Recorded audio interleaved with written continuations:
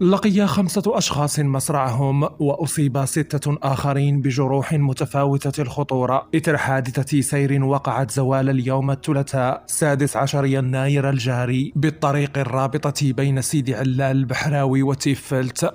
ووقعت الحادثة إثر اصطدام سيارة أجرة من النوع الكبير بهوندا لنقل البضائع. ورجحت مصادر أن تكون السرعة المفرطة والأمطار سببا في الحادثة. وفور إعلامها حلت عناصر الدرك الملكي مرفوقة بعناصر الوقاية المدنية بمكان وقوع الحادث، وعملت على نقل جثث الضحايا إلى مستودع الأموات والمصابين للمستشفى.